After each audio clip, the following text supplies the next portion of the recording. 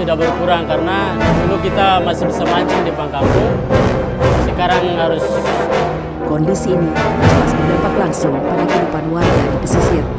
Pemandangan alamnya tak lagi sedap dan perairan Indonesia. Kebijakan Susi memang mampu menahan laju kejadian, namun ini masih saat. Ini setelah Susi lengser, para maling akan kembali bebas.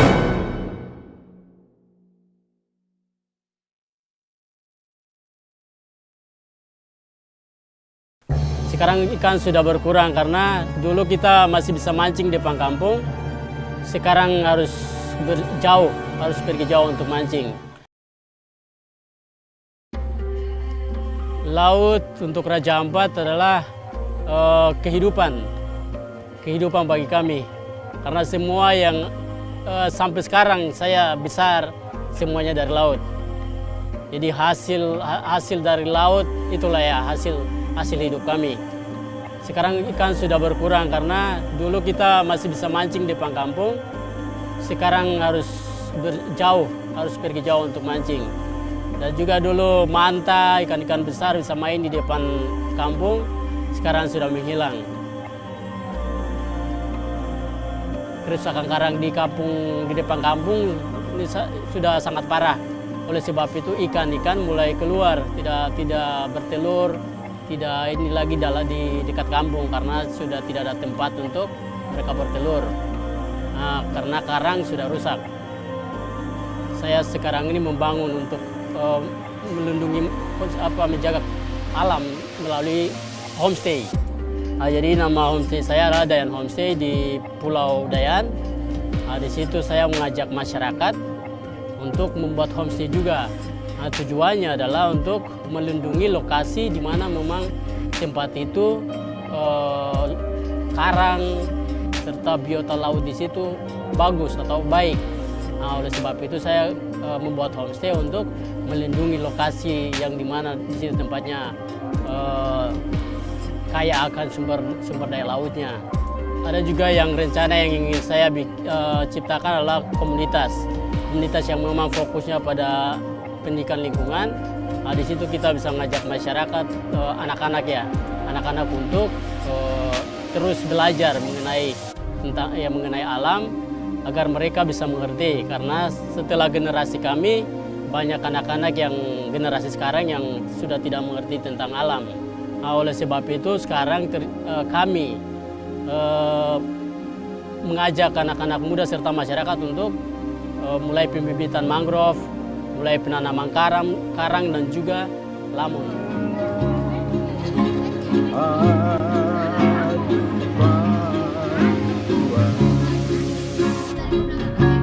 Harapan kami ketika datang ke Raja Ampat atau datang ke kampungnya Sawai, tolong memberi kami, ketika Anda punya ilmu yang lebih tentang lingkungan, kita harus jaga alam, karena nanti alam juga jaga kita. Apa yang kita buat alam hari ini akan dituai oleh anak-anak cucu kita.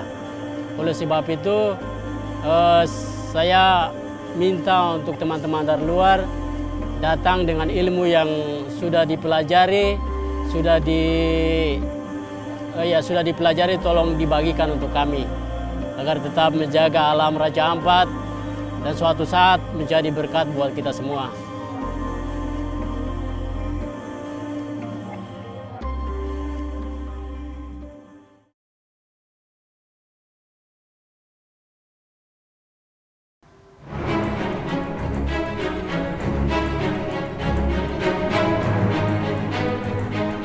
NKRI Ibu Pertiwi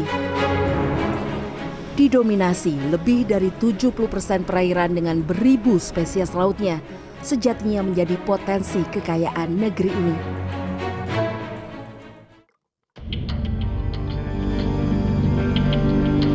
Ironisnya, sampah kita terutama sampah plastik telah mencemari laut dan mengancam ekosistem di dalamnya. World Population Review mencatat pada 2021, Indonesia menduduki peringkat kelima negara penyumbang sampah plastik terbesar di dunia, mencapai lebih dari 56.000 ton per tahunnya. Menurut Tim Koordinasi Nasional atau TKN Penanganan Sampah Laut, jumlah sampah plastik di laut terus meningkat selama 3 tahun terakhir sejak 2020 hingga 2022. Kondisi ini jelas berdampak langsung pada kehidupan warga di pesisir. Pemandangan alamnya tak lagi sedap dipandang hingga terhambatnya pekerjaan para nelayan mencari ikan. Tergantung ombaknya gede, sampahnya kan banyak, sampahnya kan. Nah, ini kan sampahnya plastik kan basah pemandangan. Kalau dampak sampah di kapal tuh pengaruh sama mesin, karena nyangkutnya di baling-baling, ya pasti dampaknya ke mesin, mengakibatkan mesin macet, ya akibatnya ya merusakkan mesin gitu.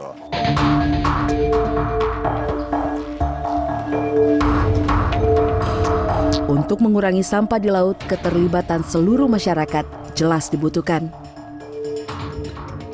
Berawal dari keprihatinan atas temuan banyaknya sampah saat menyelam di laut pada 2015, sebuah LSM dan komunitas penyelam di laut yang peduli terhadap lingkungan tergerak melakukan sejumlah penyelamatan laut. Mulai dari pembersihan pantai dan laut dari sampah, penyediaan bank sampah, hingga pembangunan toko curah untuk mengurangi sampah plastik saset. Program sosial yang dilakukan bersama warga ini diharapkan dapat membentuk kebiasaan masyarakat dalam mengurangi jumlah sampah. Dalam pengolahan sampah plastiknya dengan bank sampah, kemudian kalau untuk yang di Kepulauan Seribu, kami membantu ibu-ibu untuk bagaimana caranya mengurangi sampah plastik dengan adanya toko curah, dan juga kami membantu bukan menginisiasi tapi mengajak pemerintah dan seluruh stakeholder untuk bekerja sama begitu mengatasi permasalahan sampah yang ada di Pulau Seribu gitu.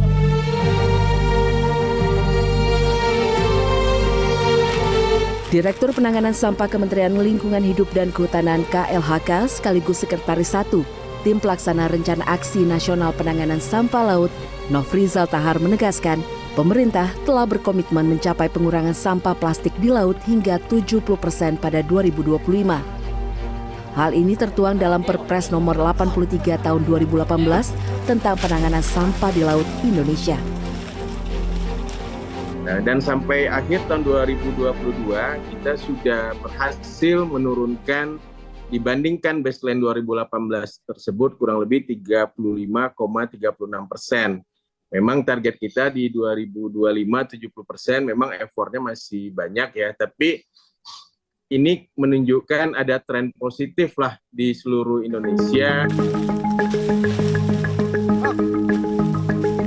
Upaya ini telah dilakukan dari hulu ke hilir, mulai dari penetapan kebijakan pengurangan sampah plastik PET, pengembangan sektor informal untuk mendukung penanganan pengurangan sampah, hingga pembangunan industri pengolahan sampah menjadi energi baru, seperti waste to fuel dan waste to chemical. Masyarakat dapat turut serta mengurangi sampah plastik dengan menerapkan gaya hidup minim sampah atau less waste lifestyle. Pertama, hindari dan batasi penggunaan barang sekali pakai seperti botol, sedotan, dan alat makan plastik. Kemudian belanja tanpa plastik kemasan dengan membawa kantong dan kontainer sendiri. Ketiga, pilahlah sampah dari rumah, terutama organik dan anorganik. Keempat, belilah makanan secukupnya dan jangan berlebihan, sehingga tidak menimbulkan sampah yang akan menjadi emisi gas rumah kaca. Terakhir, buatlah kompos di rumah untuk mengurangi sampah organik. Mengurangi sampah plastik bisa dimulai dari kebiasaan-kebiasaan kecil setiap harinya. Salah satunya yaitu dengan mengurangi penggunaan produk kemasan sekali pakai. Seperti saat kita makan, kita bisa membawa alat makan dan juga botol minum sendiri. Hal ini tentunya dapat berdampak terhadap pengurangan sampah plastik di laut. Syifa Nifa, Aryo Asmoro, Jakarta.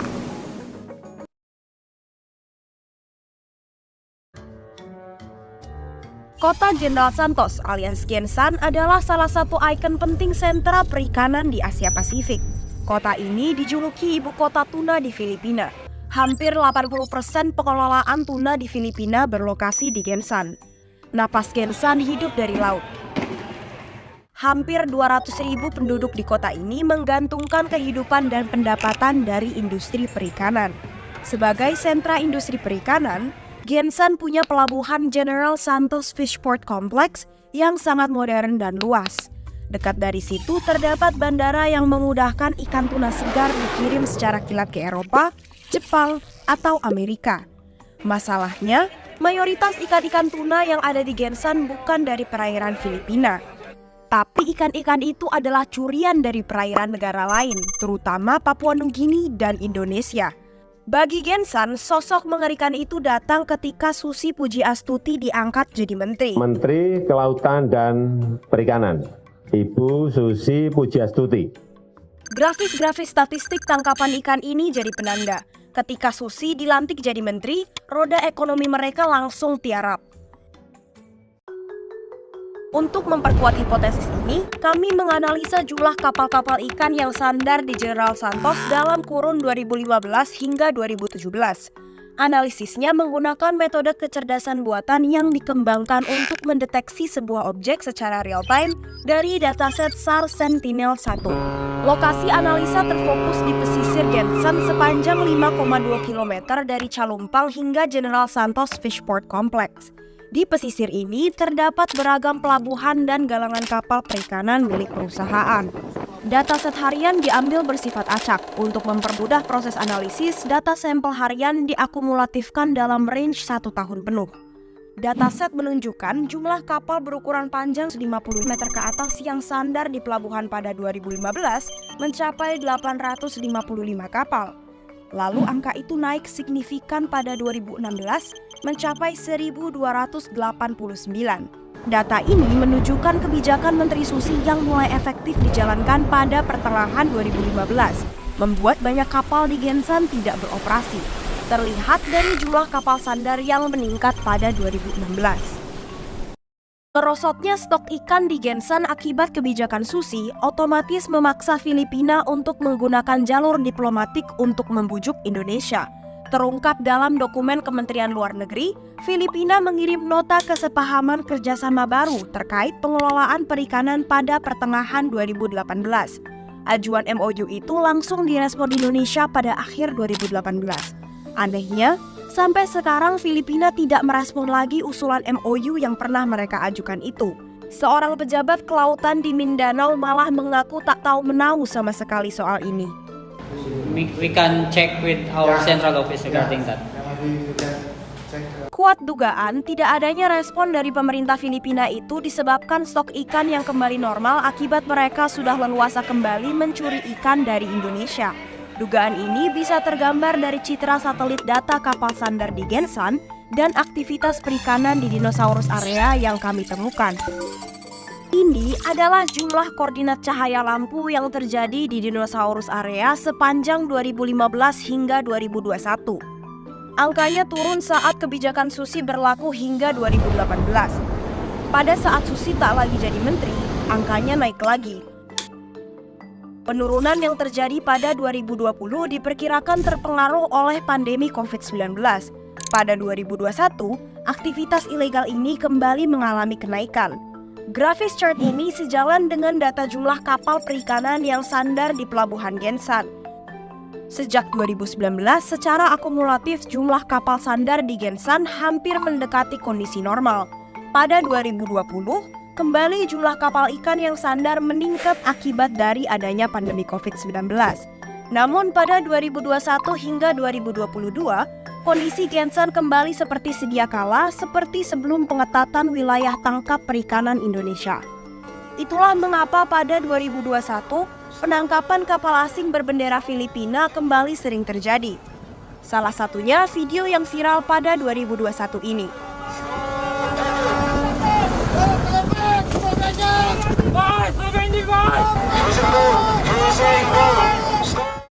Ini adalah ekor dinosaurus yang jadi salah satu area masif terjadi pencurian ikan. Area ini tentu saja ada dalam area zona ekonomi eksklusif Indonesia. Titik putih pada gambar ini bukan titik putih biasa. Ini adalah kapal-kapal ikan yang beroperasi menangkap ikan. Dan gambar-gambar ini diambil pada periode 2021 hingga 2022 di area dinosaurus. Itu artinya pencurian terjadi di periode kedua pemerintahan Jokowi. Salah satu modus biasa dilakukan kapal Filipina saat mencuri ikan di perairan Indonesia adalah dengan pola transshipment. Kapal tangkap mereka biasa beroperasi non-stop selama lebih dari setahun di laut. Ikan yang ditangkap akan dijemput oleh kapal pengangkut di tengah laut dan dibawa ke General Santos, Filipina.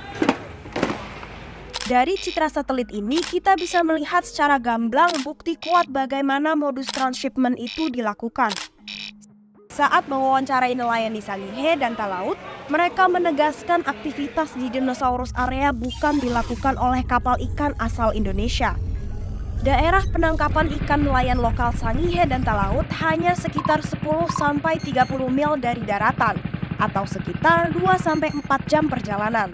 Hal ini wajar karena nelayan di sana didominasi oleh kapal-kapal ikan berukuran kecil di bawah 10 GT dan tidak mampu untuk beroperasi hingga ke dinosaurus area. Dibukanya keran ekspor langsung dari Sangihe dan Talaut menuju Gensan adalah solusi sederhana untuk meminimalisir illegal fishing pada area ini. Alasan kuat para nelayan Filipina melakukan illegal fishing di Zay adalah kebutuhan pasokan tuna yang tinggi untuk industri perikanan di General Santos. Sementara sumber daya perikanan di wilayah Filipina telah mengalami overfishing, sehingga produksi tangkapan ikan tak lagi bisa memenuhi kebutuhan industri perikanan di negara itu. Setidaknya dengan adanya impor tuna dari Sangihe dan Talaut dapat membantu untuk mensuplai kebutuhan tuna di General Santos. Ini adalah win-win solution untuk kedua belah pihak. Selama ini, wilayah Sangihe dan Talaut belum pernah melakukan ekspor langsung produk perikanan, karena produk perikanan harus dijual terlebih dahulu ke unit pengolahan ikan yang ada di Bitung, kemudian dikirim lagi ke Surabaya atau Jakarta untuk kemudian diekspor. Padahal jarak dari Sangihe ke Bitung tidak berbeda jauh dengan jarak ke General Santos.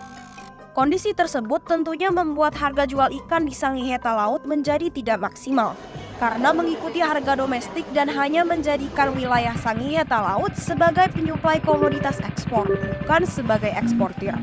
Di sisi lain, harga di Gensan lebih menguntungkan ketimbang Bitung. Kami melakukan perhitungan nilai ekonomi rantai nilai ikan di Sangihe jika terjadi ekspor langsung ikan tuna dan layang ke Filipina. Hitungan analisis ini berdasarkan banyak faktor, seperti biaya pengolahan, logistik, dan harga beli dari dua lokasi berbeda, yakni Bitung dan Gensan. Jenis komoditi ikan yang dihitung adalah ikan tuna dan layang, sebab selain jadi komoditi utama di Sangihe, jenis ikan ini juga diminati di Gensan.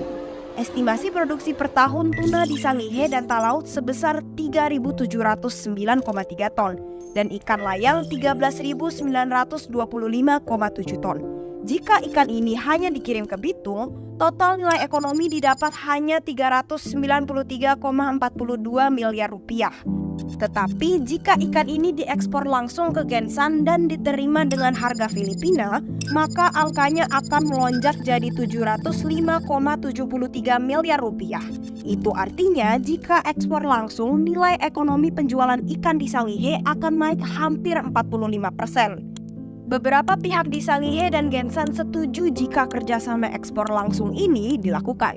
Jadi sebetulnya memang klop sekali, ya, cuma masalahnya ternyata tinggal bagaimana kemudian pengaturannya.